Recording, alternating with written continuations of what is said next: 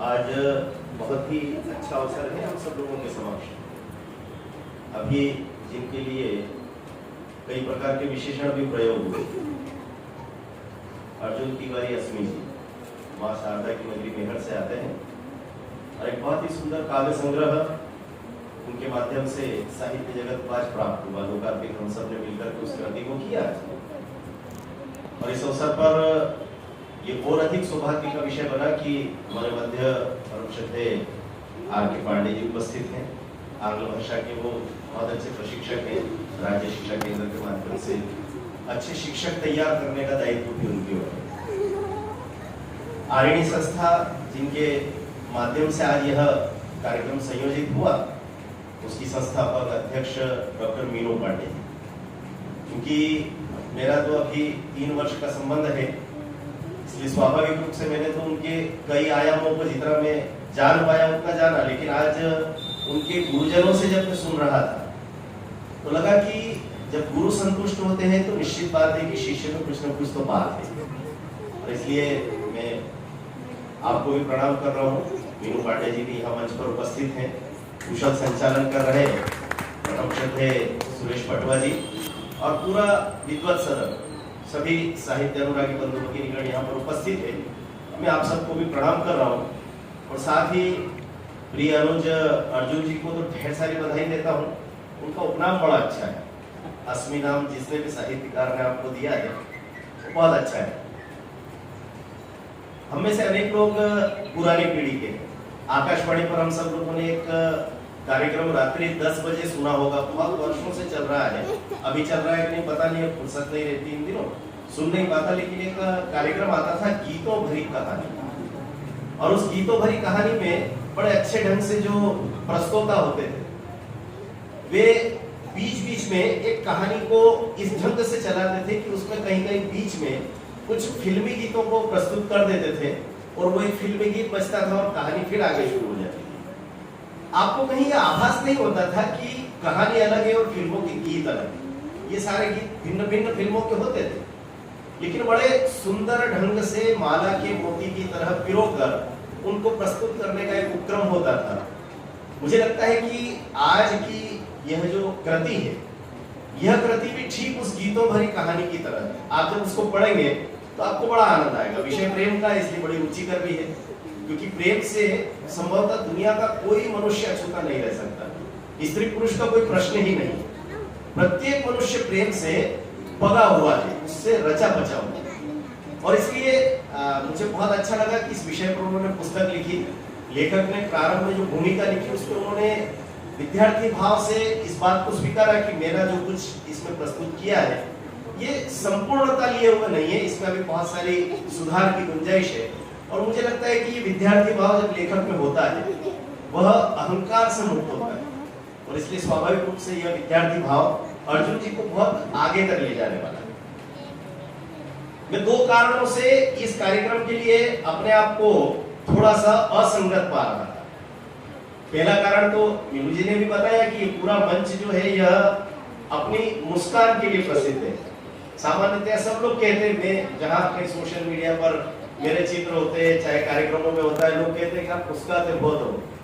और यह आज की जो पुस्तक है मुस्कान के प्रतिबंध, उसमें मुझे अतिथि बनाया गया। तो मुझे लगा कि मैं मुस्कान का ब्रांड एम्बेसडर हूं कि मुस्कान के प्रतिबंध का।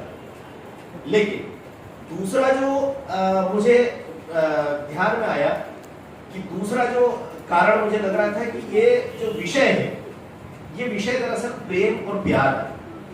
अब प्रेम और प्यार के विषय के लिए भी मैं अपने आप को थोड़ा असंगत पा रहा था। इसके कुछ निजी कारण है। इनमें आपको कहूं कि एकदम प्रारंभिक मेरी जो स्कूल शिक्षा हुई 1ली से 8वीं तक की, वो एक सरकारी बॉयज स्कूल में हुई और एकदम संसाधनों से परे विद्यालय। अपना बिछाने का थैला तक मैं साथ में लेकर के जाता हूँ, छोटे से गाँव। तो स्वाभाविक रूप से बॉयज स्कूल था, इसलिए किसी प्रकार की वैसी भावनाएं कभी उपजी नहीं जैसी भावनाएं आजकल केजी 1st और 2nd के बच्चों के मन में भी उपज जाती है यूट्यूब और इंटरनेट की कृपा से। बाद में जब हायर सेकेंडरी में पहुंचा तो हायर मैथमेटिक्स का विद्यार्थी बन गया, जैसे अर्जुन जी रहे। उस जमाने में पता नहीं कैसे वहां पर ये परंपरा थी कि बहनें जो होती थी, लड़कियां जो होती थी, वो सब आर्ट्स लिया करती थी और साइंस में कोई लड़की नहीं होती थी। तो 11वीं तक पुराने जमाने की हायर सेकेंडरी की, तब तक भी कोई कन्या हमारी कक्षा में रही नहीं। और जैसे ही हायर सेकेंडरी किया उसके बाद का जो सारा अध्ययन था मेरा, वो सारा का सारा घर पर रह करके प्राइवेट हुआ मेरा। तो इसलिए बहुत कम अवस्था में मैं सरस्वती शिशु मंदिर का आचार्य हो गया। तो मेरे मित्र कई बार मजाक बनाते थे मेरे साथ वाले कि तुम जिस उम्र में सीटी बजाना चाहिए सड़क पर खड़े होकर के, फिल्मी गाने गाना चाहिए, या लड़कियों को छेड़ने की जो उम्र होती है कभी कभी, उस उम्र में तुम धोती कुर्ता पहन करके पढ़ाने चले गए शिशु मंदिर में, तो अब तुम्हारा तो कुछ बचा ही नहीं जीवन में। और अब ले दे करके रही सही कमी आज पूरी कर दी मीनू जी ने कि उन्होंने कहा इस प्रेम से पगी हुई रचना धर्मिता पर आपको कुछ कहना है। तो मुझे लगा कि ये सारी असंगतताएं कभी कभी हास्य भी पैदा करती है। मुझे याद आ रहा है अभी पिछले दिनों इंदौर में इंदौर स्थापना दिवस मना, हमारे माननीय मुख्यमंत्री जी वहां पर पहुंचे अतिथि के रूप में, और उन्होंने कहा कि प्रदेश को नशा मुक्त करने के लिए हम लोग बड़ा प्रयास कर रहे हैं, और सारा उन्होंने विषय रखा कि युवाओं को और सब लोगों को नशे से मुक्त होना चाहिए।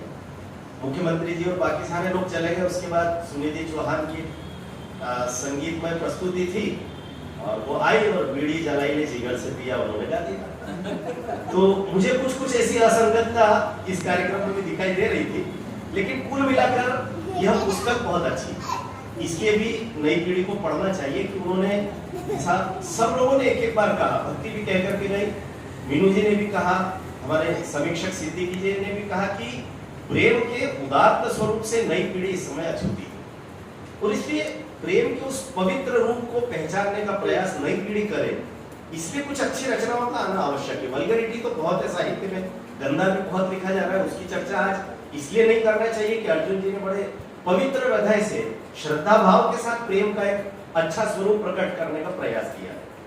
तो इसलिए, लेकिन एक बात जरूर मुझे लगी कि उन्होंने कैफियत का प्रयोग बार बार किया है हर एक रचना के पहले, उसकी भूमिका बनाई है। इसके कारण से एक अच्छी बात तो ये हुई कि जो पाठक है वो स्पीड ब्रेकर अनुभव नहीं करता है, एक कविता से दूसरी कविता पर जाएगा, दूसरी से तीसरी पर जाएगा। तो अगर ये केवल कविताएं होती तो शायद पाठक को अटपटा लग सकता था, लेकिन कैफियत आ जाने के कारण से ये ध्यान में आता है कि एक कथा श्रृंखला का हिस्सा बनकर के ये कविताएं आई है। लेकिन मुझे कई बार ऐसा लगता है कि जब आप प्यार की बात करते हैं तो प्यार में कैफियत की जरूरत नहीं होती। प्यार एक ऐसा भाव है जो हमारे देश में हम लोग जिस पवित्रता से अनुभव करते हैं, हम सब लोग, उसमें तो केवल आंखों में झांक लेने भर से आपको प्रेम की अनुभूति हो जाती है, बहुत शब्दों की आवश्यकता नहीं है। तो मुझे लगा कि कैफियत की आवश्यकता सचमुच नहीं है, और उनकी रचनाएं जब प्रारंभ होती है तो बड़ा अच्छा लगा कि वो स्वयं को एक खग मान लेते, पक्षी, और नायिका को उन्होंने पुष्प का प्रतीक बनाया, सिद्दीकी जी ने उल्लेख किया था। और वहां पर आकर के एक पंक्ति अस्मी जी लिखते हैं, वो लिखते हैं कि मेरा मस्तक ये श्रद्धा से नीचा हो। बहुत सुंदर पंक्ति है। आप देखिए कि प्रेम क्या मानता है। प्रेम और प्यार केवल और केवल समर्पण मानता है, उसके बगैर प्रेम का उदात्त स्वरूप आपको दिखाई नहीं देता। ये जो सर नीचा करने की बात है, ये वास्तव में एक नायक के सर्वस्व समर्पण का संकेत है नायिका के सामने। और इसलिए मुझे लगता है कि भारतीय मनीषा का जो प्यार है, भारतीय चेतना से युक्त जो प्यार है, वो सबसे पहले ये सर्वस्व समर्पण मानता है। अन्यथा इस समर्पण के अभाव में जब प्यार किया जाता है, प्रेम किया जाता है, तो फिर वहां श्रद्धा नहीं होती। ये अर्जुन लिख रहा है कि मैं अपना मस्तक तुम्हारे सामने झुका रहा हूं, और जहां पर ये भारतीय अस्मिता का प्यार नहीं होता, वहां पर फिर अपनी प्रेमिका को 35 टुकड़ों में काट करके फ्रीज में रख दिया गया। और इसलिए इस प्रेम और उस प्रेम के अंतर को हमको समझना पड़ेगा, इस देश की बेटियों को भी समझना पड़ेगा कि सचमुच प्रेम कहाँ है। और इसलिए कई बार मैं अनुभव करता हूं कि आखिरकार ये बेटियां 35 टुकड़ों में बट क्यों रही है। मुझे तो एक ही कारण समझ में आता है, बटवा जी की 36 गुण मिलाने की परंपरा से जब आप दूर जाएंगे, आपके 35 टुकड़े होना तय। आपको इस परंपरा से जुड़े रहना पड़ेगा। यहाँ पर आपके विवाह की एक निश्चित मर्यादा है, और इसलिए मर्यादाओं को तार तार जब किया जाता है तो उसके परिणाम दुखद होते हैं। लेकिन बात यहाँ पर हो रही है श्रद्धा की, तो एक बड़ा अच्छा प्रसंग मुझे प्राचीन काव्य का याद आया। हिंदी साहित्य का नहीं है, वो है मूलतः उड़िया साहित्य का। हुआ यूं कि जय गोविंद जब लिखा जा रहा था तो उसके गीत गोविंद जब लिखा जा रहा था तो उसके लेखन की प्रक्रिया जब संपन्न हो रही थी, उसके रचनाकार कृष्ण और राधा के उदात्त प्रेम को अपनी रचना में लिख रहे थे। अब एक स्थान पर आकर के रचनाकार अटक गए, कलम थरथराने लगी और लगा कि पूरा शरीर ताप से युक्त है। उन्होंने कहा मैं स्नान करके आता हूं, उसके बाद इसको लिखूंगा। मैं जो लिखना चाहता हूं वह लिखने की हिम्मत मुझे नहीं होती। स्वाभाविक रूप से परंपरा से हम अपने ईश्वर के प्रति एक श्रद्धा का भाव रखते हैं। वो चले गए। जब वापस लौट करके आए तो पत्नी ने कहा कि वो आए थे जिनको तुमने भेजा था। मैंने भेजा था? मैंने तो किसी को नहीं भेजा। कौन आए थे? कहीं कोई सांवला सा बिल्कुल कम उम्र का युवा आया था और उसने कहा कि पंडित जी ने मुझे भेजा है और ये कहकर के भेजा है कि गीत गोविंद का एक पद तुम लिख करके चले जाओ। मैंने उसको कह दिया कि ये ताड़पत्र पड़े हुए हैं, इस पर लिख दो। वो आया और उसने लिख दिया। गीत गोविंद का रचनाकार इस बात को कह रहा है कि जिस बात को लिखने की हिम्मत मैं नहीं जुटा पा रहा था, उस बात को खुद कन्हैया आकर के लिख करके, और लिखा क्या था? सबसे अच्छी बात, उस पद में जो प्रेम प्रसंग का विवरण है, ये भारत के उस उदात्त प्रेम को प्रकट करता है। कृष्ण राधा से कह रहे हैं, हे राधिके तुम अपना चरण मेरे मस्तक पर रखो। ये प्रेम की उदात्तता है।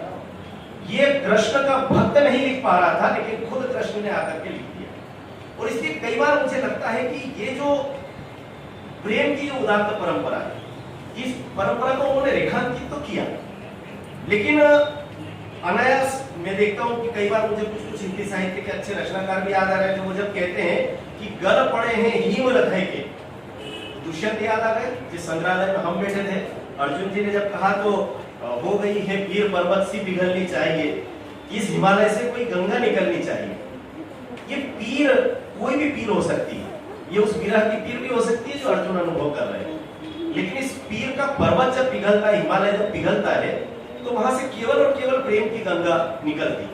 और उस प्रेम की गंगा का काव्य ये हमारा काव्य है। लेकिन ये थोड़ा सा ध्यान में आता है उस लोगों को जिसका संकेत हुआ कि प्रेम की अभिव्यक्ति के लिए नायक और नायिका दोनों ही मौन है, दोनों एक दूसरे से मुखर होने की अपेक्षा कर रहे हैं, या तो तुम पहले कह दो या तुम पहले कह दो। भटवाजी भी कह रहे थे ना, और भी लोगों ने कहा कि इन दिनों जो प्यार है वो तो 1 सेकंड लगता है। आई लव यू कहा, आई लव यू कहा, प्रेम हो गया। लेकिन ये उस प्रकार का प्रेम नहीं। और इसलिए उस प्रेम को मैं जब देख रहा था कि आखिरकार ये कैसा प्रेम है जिसमें अस्मी जी कह रहे हैं, तो वो अस्मी जी दरअसल प्रतीक्षा कर रहे हैं। मुझे बाद में ध्यान में आया कि अस्मी का उपनाम अस्मी रखा गया। अभी आपने हालांकि उसको विस्तार देकर के अ, स, म, ई 4 हिस्सों में बांटा। ये भी एक परंपरा है, लेकिन अस्मी मूलतः संस्कृत निष्ठ हिंदी का शब्द है, संस्कृत का भी शब्द है। उसके केवल 2 पर्याय निकलते। पहला पर्याय होता है कठोर। अस्मी का एक अर्थ आप संस्कृत कोश में, हिंदी कोश में देखेंगे तो वहां पर उसका एक अर्थ तो निकलता है कठोर, और दूसरा निकलता है स्वाभिमान, अपने आत्मसम्मान का रक्षण करने वाला। अब जब अपने महाराज ये अस्मी है तो स्वाभाविक रूप से इनके दोनों पर्याय इनको मुखर होने से रोकते रहे और ये प्रतीक्षा करते रहे कि नायिका खुद होकर के कुछ बोलते हैं। तो मुझे ऐसा लगता है कि ये भारत जो है ना, ये तो केवल बार बार यही कहता है कि शब्द तो शोर है, तमाशा है, भावना के सिंधु में बताशा है, मर्म की बात होठों से मत कहो, मौन ही भावना की भाषा है।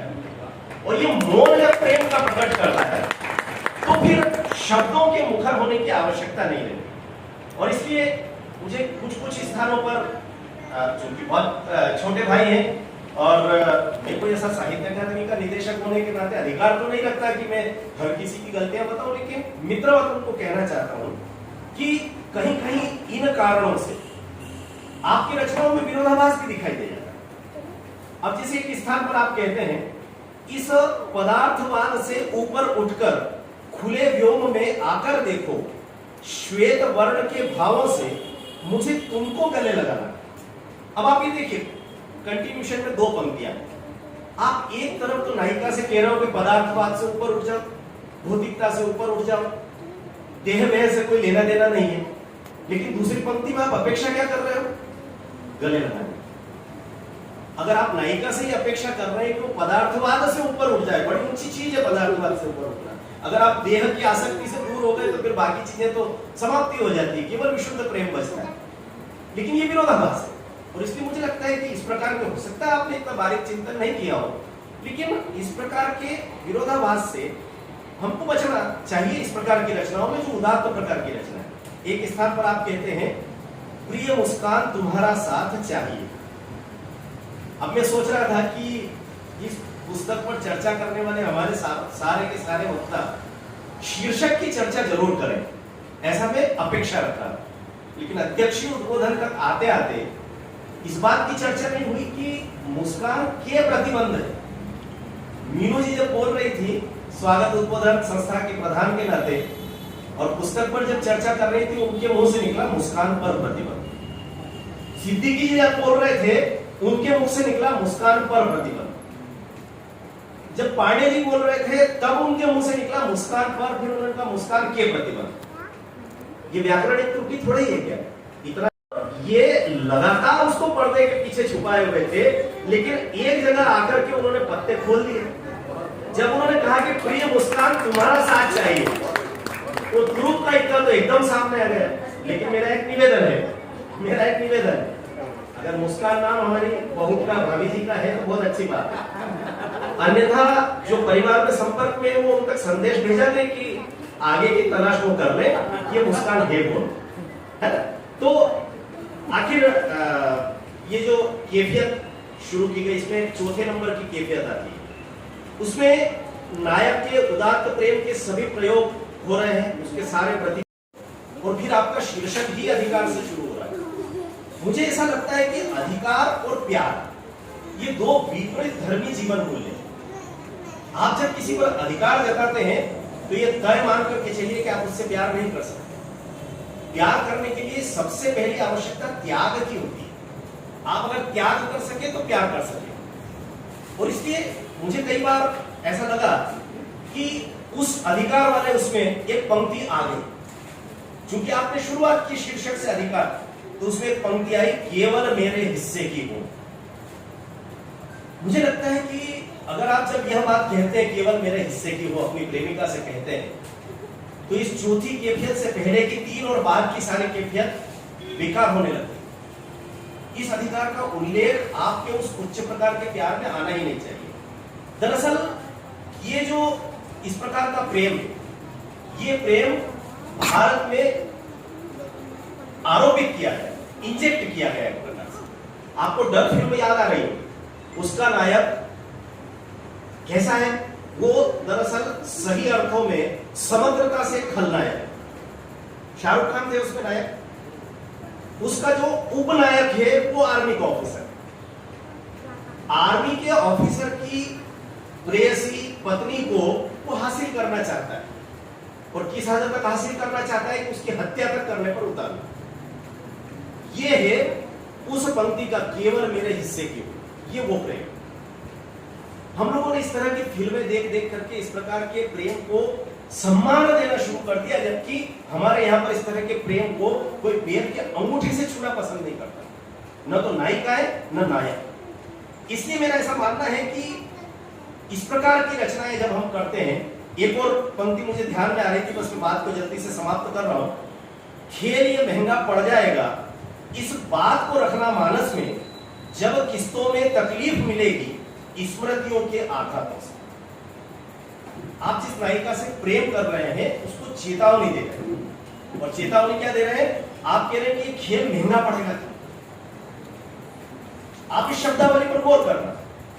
अगर आप उदात्त प्यार की बात करते हैं तो अपनी प्रेयसी को कोई खेल महंगा नहीं पड़ना चाहिए, यह आपकी जवाबदारी। उसने आपके सामने समर्पण किया, आप जानते हैं कि वो आपको प्रेम कर रही है, फिर ये कहना कि खेल महंगा पड़ेगा, ये तो ठीक बात नहीं है नायक के लिए। भले ही वह आघात पुरानी स्मृतियों के हों, लेकिन आप ये कल्पना कर रहे हैं कि तुमको आघात मिलेंगे। और इसलिए मुझे ऐसा लगता है कि इन प्रवृत्तियों को, इस प्रकार के उदात्त प्रेम की कविताओं में स्थान न मिले तो ज्यादा अच्छा है। हालांकि ये संग्रह छप गया है, हो सकता है कोई ध्यान न दे, और मेरे जैसा एक आउट ऑफ सिलेबस वाला व्यक्ति इस पर बात कर रहा है, उसके ध्यान में ये बात आई है। इसलिए मैंने निवेदन किया कि इस प्रकार की रचनाओं में हम सब साहित्यकारों को थोड़ा चिंतन करना चाहिए, थोड़ा सतर्क रहना चाहिए। और इसके अंत में मैं इतना जरूर कहना चाहूंगा कि इसके जो नायक हैं वो निराश होकर के संबंधों को समाप्त करने की बात कर रहे हैं। वो ये कह रहे हैं कि अब बहुत ज्यादा आगे चलना मुश्किल हो रहा है और तुम भी मुखर नहीं हो रही, तुम कहने को तैयार नहीं हो कि मुझसे प्रेम करती हो, और मैं ये अपेक्षा बार बार कर रहा हूँ, मैं भी नहीं कह पा रहा हूँ। और ये बात चलते चलते अंतिम उस स्थान पर पहुंचती है जहां पर नायक एक सीढ़ियां चढ़ते हुए ऊपर की ओर जा रहा है, नायिका अपनी अटैची लेकर के दूसरी दिशा में जा रही है। और तब मुझे अनायास उस अंतिम कविता को पढ़ते पढ़ते मेरे कानों में एक गीत गूंज रहा था। बहुत प्रसिद्ध गीत है, हम सबको पता है, साहिर का गीत है और उसका एक बहुत अच्छा शेर है, महेंद्र कपूर ने गाया है। और वो शेर ऐसा है उसमें कि वो अफसाना जिसे अंजाम तक लाना न हो मुमकिन, उसे खूबसूरत मोड़ देकर छोड़ना। आप जब लक्ष्य तक नहीं पहुंचा सकते किसी प्रेम का तो उसको एक खूबसूरत मोड़ देकर छोड़ दे। अब ये कहां से आया था? ये आया था दरअसल अर्जुन जी की सारी कविताओं के उदात्त प्रेम से। बात को समाप्त करते हुए आपको संकेत की ओर ले जा रहा हूं। उस समय के उस ट्रायंगल को अनुभव करिए जब साहिर इस रचना को लिख रहे हैं। अमृता प्रीतम साहिर की दीवानी थी, प्रेम करती थी अमृता प्रीतम से जिसका विवाह हुआ था, उस पति की मृत्यु हो गई या वो विलग हो गई है, जो भी रहा हो। अमृता प्रीतम अकेली रह रही है, वो साहिर से प्रेम करती है। इमरोज नाम के एक चित्रकार है, वो अमृता प्रीतम से प्रेम करते हैं। साहिर उनका सब प्रकार से उपयोग करते हैं, मैं उस तरह के शब्दों का उपयोग नहीं कर रहा, अपनी वृत्ति के अनुसार। लेकिन वो कहते हैं कि तुम मेरे साथ नहीं रह सकते, उपयोग तुम्हारा करूंगा, संपूर्ण दोहन करूंगा, लेकिन मेरे साथ नहीं रह सकते। ये साहिर है। इमरोज कह रहे हैं कि मुझे तुमसे कुछ भी नहीं चाहिए। अर्जुन का नायक जो कह रहा है, मुझे तुमसे कोई दैहिक आसक्ति भी नहीं है, मेरा उदात्त प्रकार का प्रेम। और इमरोज और अमृता प्रीतम 40 साल तक एक कमरे में एक साथ रहते हैं। रात को 1 बजे अलार्म लगा करके इमरोज उठते हैं। 40 साल तक एक कप चाय बना करके अमृता के टेबल पर रखते हैं। अमृता कभी ऊपर आंख उठाकर नहीं देखती कि इमरोज क्या कर रहा है। रोज रात को चाय की प्याली मिलती है और अमृता प्रीतम जो कुछ लिख पाई प्रेम, वो सारे के सारे प्रेम के पीछे इमरोज का त्याग। लेकिन साहिर ने आकर के क्या लिखा? वो अफसाना जिसे अंजाम तक लाना न हो मुमकिन, उसे खूबसूरत मोड़ देकर छोड़ना अच्छा। अमृता प्रीतम से जब अलग हो रहे थे तब उन्होंने ये शेर लिखा, बाद में फिल्मों में आया। मेरा ऐसा कहना है, ये जो साहिर साहब थे, ये उस समय एक और पंजाबी परिवार की महिला थी, उसके प्रेम में पड़े हुए थे। ये चाहते थे कि वो मुझे अपना ले और वो इनको अपनाने को तैयार नहीं।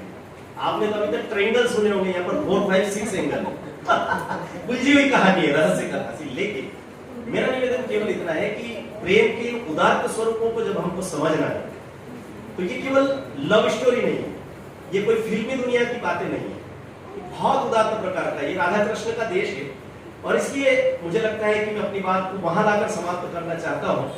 अपने छत्तीसगढ़ के बहुत अच्छे शायर हैं, मुझे अभी वो शेर याद नहीं आ रहा, लेकिन कभी इंटरनेट पर आप लोग सुने, अजय साहेब और राजेश सिंह, शायद मैं ठीक कह रहा हूँ, आप कभी सर्च करके देखो, सुनना बहुत आनंद आएगा। इन दोनों ने युति बनाई है और ये अमृता प्रीतम से रिलेटेड सारी चीजें भी लिखते हैं, बोलते हैं संवाद के रूप में। और अजय साहेब फिल्मी गीतकारों के गीतों के उसी मीटर पर, उसी छंद पर सुनी नए शेर लिखते हैं और वो शेर पुराने गीतकारों को जवाब होता है। इंदिवर ने लिखा, भरत व्यास ने लिखा, साहिर लुधियानवी ने लिखा, जितने गीतकारों के गीत हैं उनका जवाब उसी मीटर में, उसी छंद में, पेरोडी नहीं है, वो स्वतंत्र लेखन है और अद्भुत लेखन है। तो अजय साहेब ने एक कोई शेर इसके पैरेलल लिखा था, वो अफसाना जिसे अंजाम तक लाना न हो मुमकिन, उसे खूबसूरत मोड़ देकर छोड़ना अच्छा। तो अजय साहेब ने इसी तर्ज पर लिखा था, जिसको राजेश सिंह गाते हैं। वो कुछ ऐसा था कि जिस मोड़ पर तुझे छोड़ना पड़ जाए, वह मोड़ कुछ भी हो, खूबसूरत हो नहीं सकता। और इसलिए प्यार से खूबसूरत कुछ नहीं हो सकता। बहुत बहुत धन्यवाद। तो साथियों, ये है हमारे डॉक्टर साहब। धारा प्रभाव एक बार भी